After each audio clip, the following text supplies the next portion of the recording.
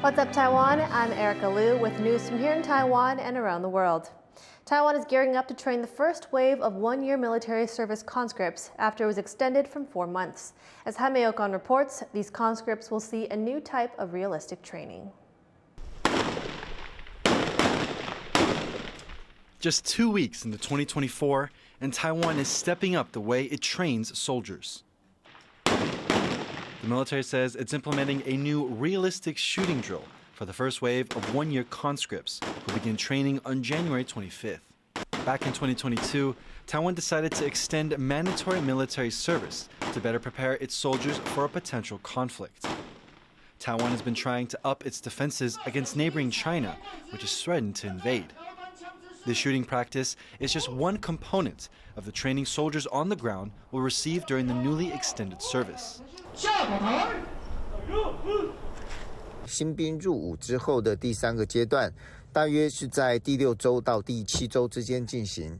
新兵必须先完成射击的基础训练，在经过班长合格签证之后才能上场。This shooting drill is supposed to train soldiers' ability to react. It starts with an 125-meter dash down the shooting range. Soldiers then stop to take cover for a few seconds before reaching this shooting barricade. Troops then fire at targets in 3 positions: lying down, on one knee, and standing. The exercise emphasizes being able to shoot at multiple targets at different angles, and the drill must be completed in under 2 minutes.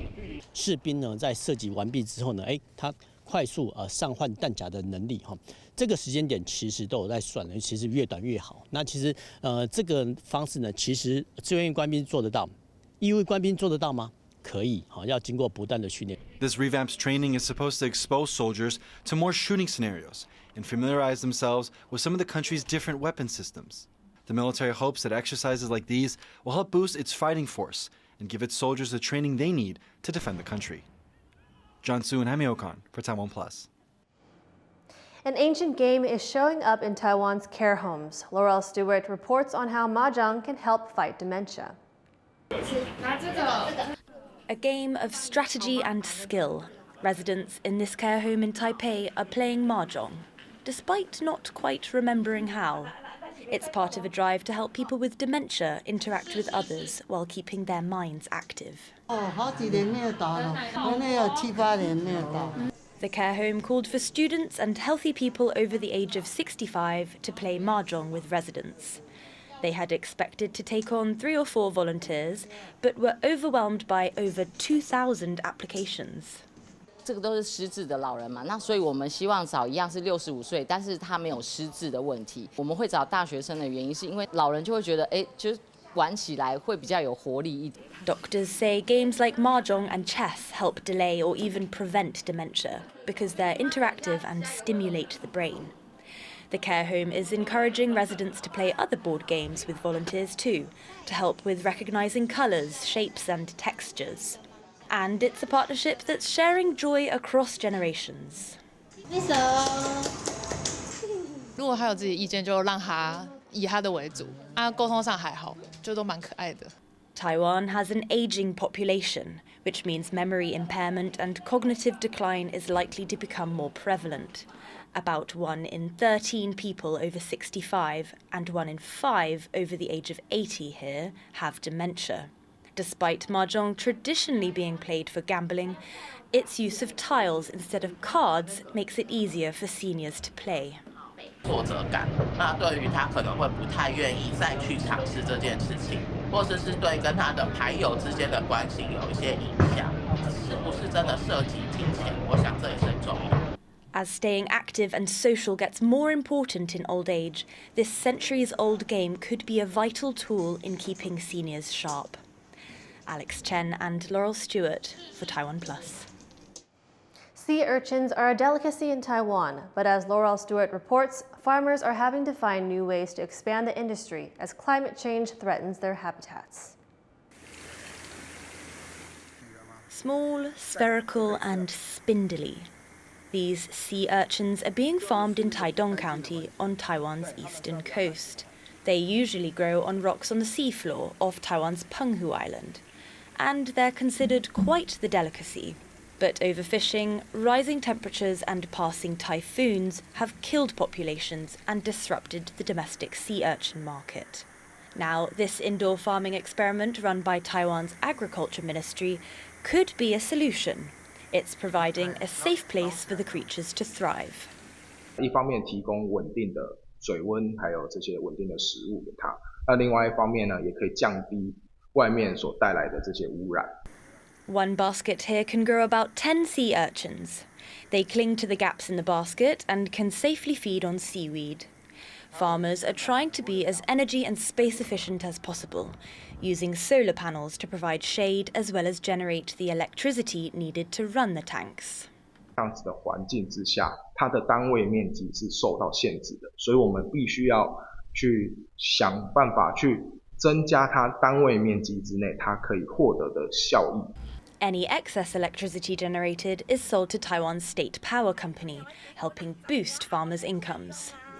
This style of farming is expected to provide ample supply for Taiwan's sea urchin market, and farmers say they'll next move on to cultivate other marine animals. It's a low-cost and energy-efficient model that could help the country expand its fisheries. Alex Chen and Laurel Stewart for TaiwanPlus.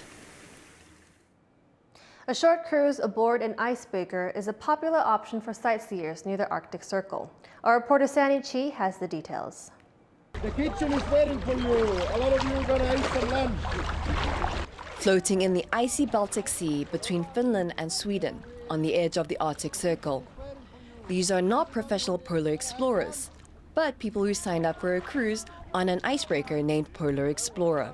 It has a special icebreaker bow on it, and compared to a similar vessel not designed for icebreaking, then you have more horsepower.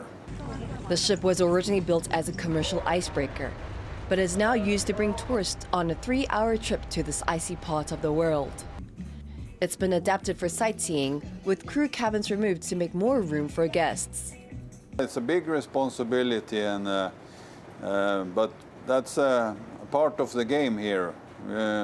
That's why we are doing this. It's to take out people and show them how we make ice roads.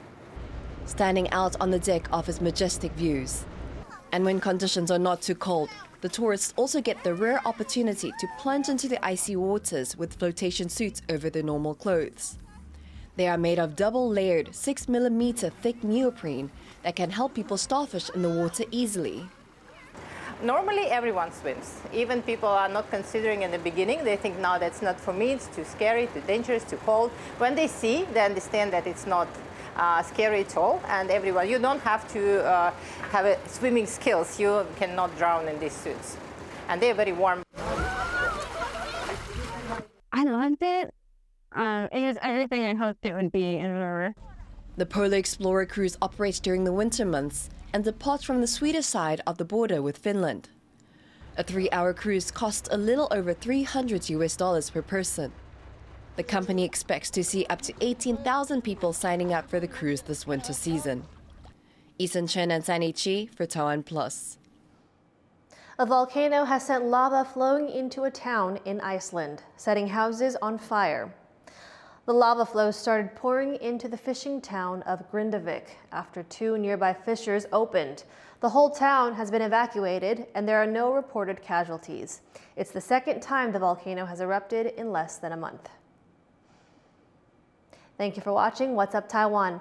You can visit the TaiwanPlus website or follow our social media for more stories from Taiwan and around the world. Before we go, chill for a second and check out this tradition at a Tokyo shrine of welcoming the new year with an ice-cold bath. I'm Erika Liu. Take care and see you next time.